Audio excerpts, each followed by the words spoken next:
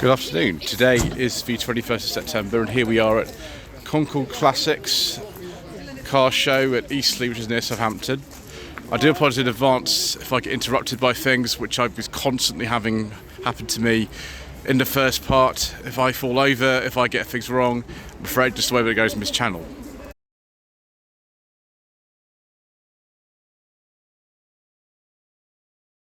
First of all, we've got this 1964 Vanden Plas Princess, the big limousine thing that was replaced in '68 by the Daimler DS 420. This is a car that's been bought recently by a couple from Loxley Classic Car Club who also own a bus. They were going to bring the bus, but they've just bought this. You see a very happy Teddy in the back. Look at all this wood and leather. It's actually not a leather interior in the back. Maybe the person who actually originally commissioned this didn't want a leather interior in the back, which is fair enough. Got some jump seats here for minders and all sorts of things. The dash is really basic. There's hardly anything on there. There's nothing really.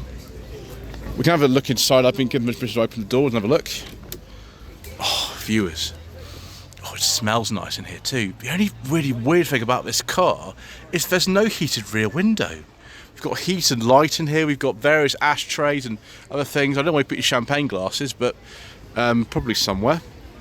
The chauffeur, well, it's a bit more basic in here really. It's not got too much going on. The radio's all the way over there, which is fascinating, I suppose. It's in really nice condition for something from 1964. Nice heavy thud with the door. Now I'm going to have to be very careful opening this because it takes a lot of strength to do this. Oh my gosh! Oh. Right, viewers, we're going to use two hands for that.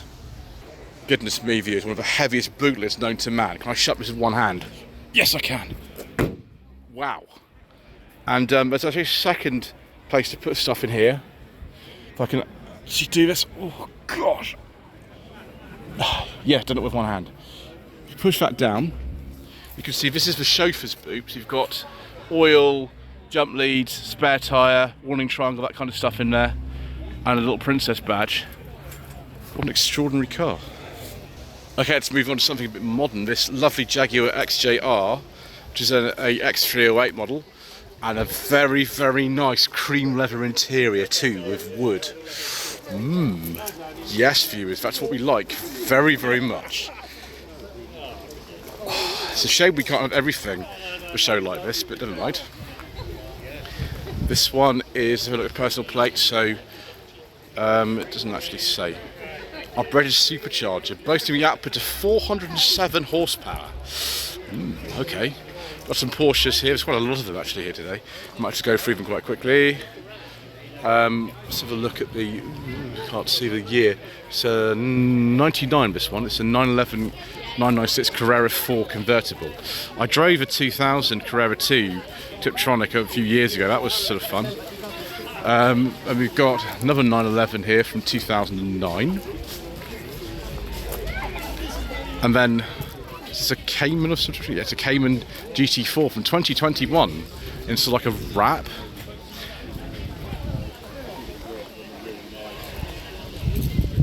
And then I think another Cayman here. I'm really appreciative of these information sheets about these more modern Porsches. I don't really know anything about them. A 2010 997 GT3 RS. Now that'll be expensive, but extremely expensive. No one of a similar area, and then I think a Boxster. One of the sort of first of this kind of newer generation of Boxster, as opposed to the old, very old ones. It's actually 2009 this one, not 2004. Actually a personal plate then. Boxster S. And then something incredibly different from that, we've got a Morris Minor Tourer. It's 1957. And we're going to have to take a break here because we've been interrupted by announcements.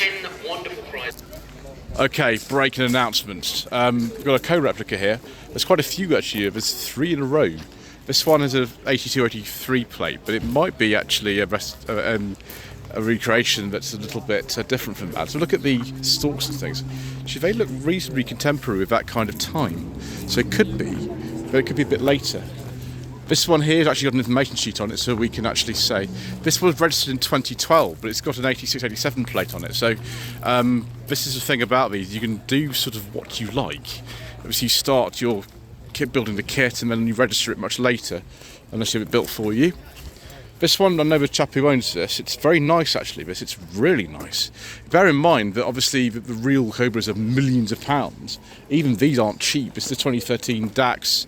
It's got a 6.3 Chevy V8. It's actually got the year of the I think the IVA test it's called these days. But actually that's been done. So yeah.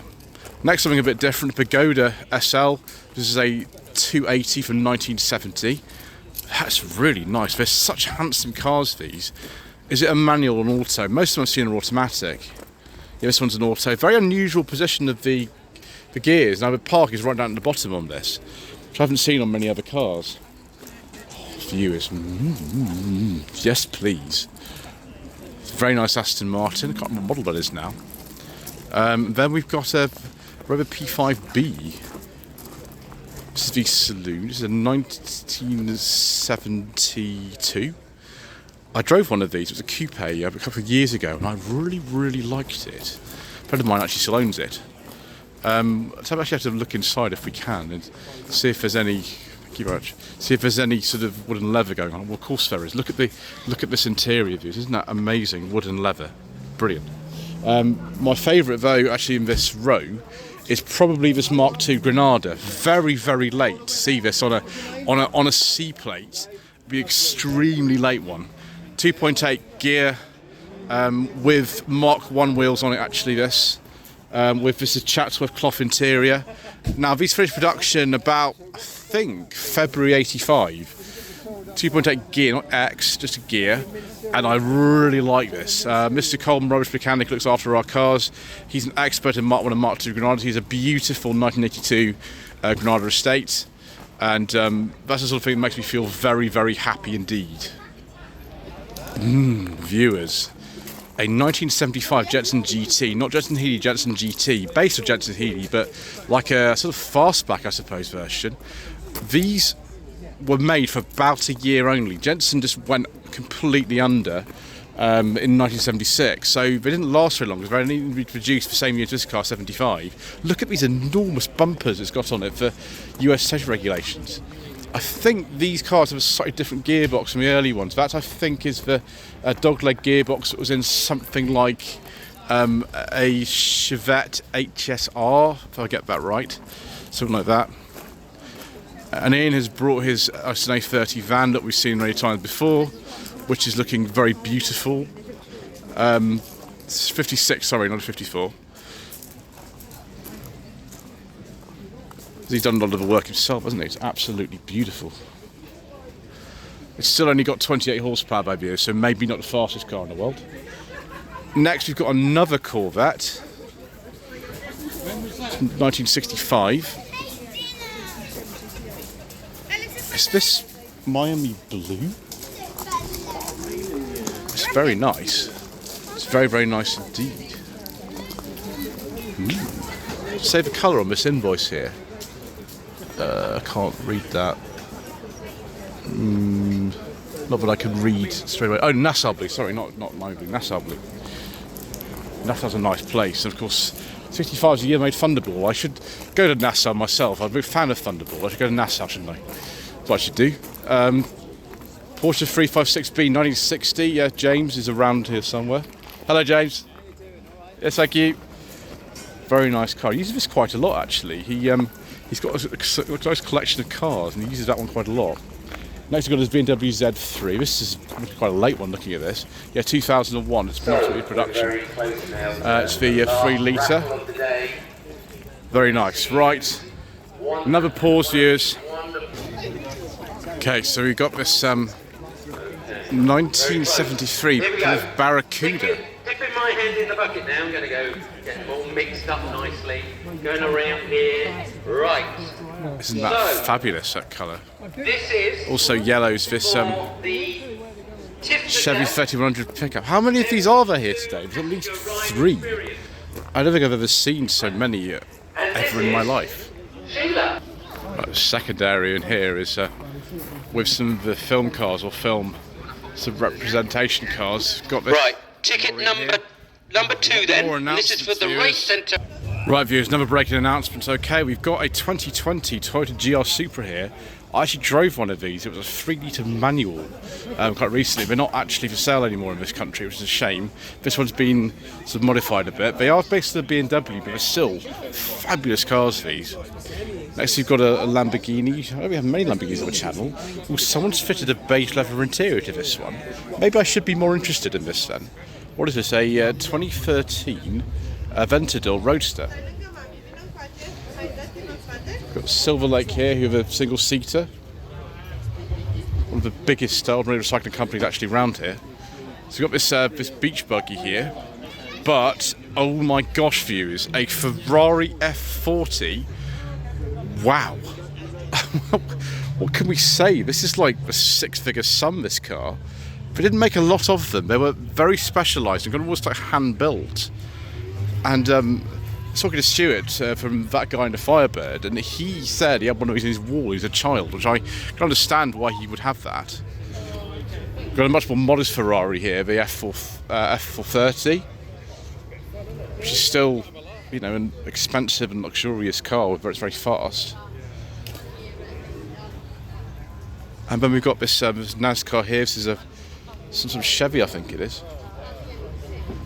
And then a very, very detailed replica of the Pontiac Trans Am from Knight Rider. There's lots and lots of these around. This one is particularly nice. It's an 87, so it's a bit later than the cars of the series. Look at this, the attention to detail, the bright seats, the replica dash, you've got the console in the middle. Even within the series, the console and the dash did vary quite considerably because they made the series for 4 years. It's very good. We've got a little sort of warning noise. I'm not going to get too close to it because actually, why don't we go in and see? Because someone spent a lot of time making this. Look at the dashboard, viewers. Look at this. It's obviously it's the later dash. This one.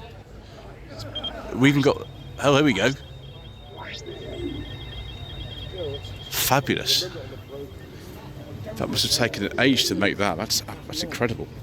Also incredible is this 2013 Vauxhall Astra, which was one of the cars used as a reprice car in Top Gear. This is the actual car. You can see the dash has been signed.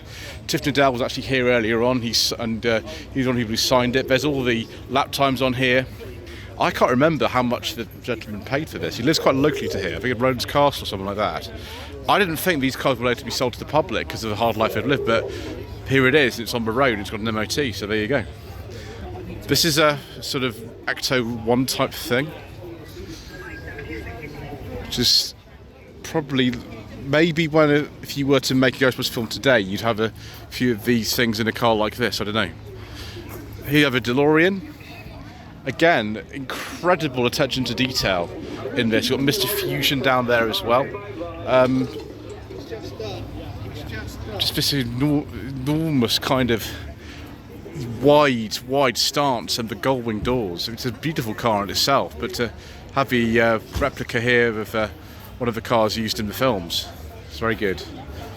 Very nice Technical Continental GTC Mulliner convertible, cream leather. I'm going to say that's beige leather views because I like it very much. I don't know about this blue bit, but the wood, it's very nice views. We like this kind of thing rather quite a lot. So just try to sort of finish off here before we get into my more announcements. Lovely Rolls-Royce Silver Shadow 1, and yes, it's got a beige leather interior with wood. I didn't know the beige leather interiors were all down here. I would have come down this section a little bit earlier, but very, very nice indeed. That's a beautiful car, as is this Silver Cloud 3. Yes, very nice. Yet more beige leather with wooden picnic tables and all kinds of excitement. 65 is a very late one actually, one of the very last of them. That's the year they finished production, 65. I prefer the Silver Shadow personally, I don't know why, but I prefer those. Can't tell you why. Then we've got an Aston Martin. This is a 2007 Vantage Roadster. Very nice, probably one of the cheaper ways into Aston Martin ownership. DB7s are the cheapest ones from memory. We're talking about Herbie earlier on, how many Beetles there are at the show, and this is one of them. Here we go. Herbie's obviously noticed I'm here. There we go. So, it's either automatic or someone's controlling them somewhere else. There we go. We can go inside. We've got to be careful, don't get hit over here. I think mainly these are sort of 63, 64. This is 65. Look at this, it's wagging a tail as well. That is just extraordinary. This is all pre-programmed. You get slugged in the face with a door. Stay away from here, but don't get hit. Here we go.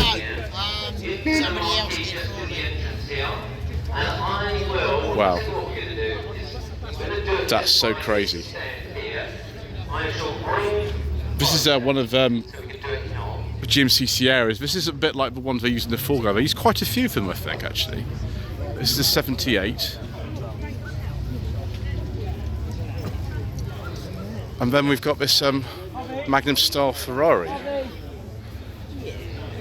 So 1981. It's a 308 GTS-I. They used quite a few of these in Magnum. I think it was about 4 of them or something, because they made it for quite a long time. I think they made it from 1980 to 1987.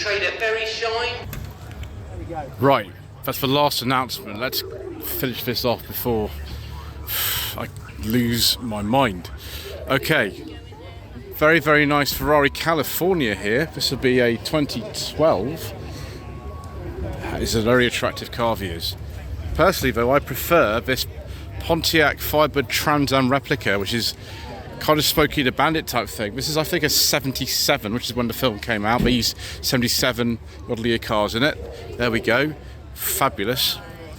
Then we've got a Mystery Machine replica here. This is a 89 to 90 Type 25 Volkswagen. Obviously, the brand of thing which is in the show, the old CBD show, isn't mentioned. I don't know if it's supposed to be a Volkswagen or something else, but there we go. There's a green interior as well. And finally, we've got this Reliant Rialto, I think it is. It's an 87, which is standing in for the cars used in Only Fools and Horses, which of course were Reliant Regal Supervan 3s, I think they were. But there we have in the background there we've got Uncle Albert and Del Boy. Okay, viewers, so we're on the way out. We're just going to have a look at the Sporting Bears stand. Obviously here was the sort of things that people have been driving today for charity. So first, the board here has been taken down, so I can't actually show you the video information, but we can see what we've got. Oh, hello. Very nice. Very nice Aston Martin. Ford Mustang. And McLaren, obviously my favourite one would be this 72-73 Jaguar E-Type V12. Then this Audi S6, 5-litre Mustang convertible. This Exo Booster kit car that we've actually seen quite recently, which is for sale at £15,450. You have to scan the QR code just to see what the phone number is. So I can't tell you, but Mr. Bill from the Fuel Power Channel says this could be yours. We don't know the phone number. Another Aston Martin, Jaguar F-Pace, I think. DB9 from 2009. Excellent. That'll be a nice choice of mine. And then this Maserati. Right, let's get out of here, viewers. This took double the length of time to film than I thought because of being constantly interrupted by announcements. Anyway, thank you ever so much indeed once again for watching. Please don't forget to subscribe to the channel, like this video, comment below. We'll see you again in a bit for some more correct information.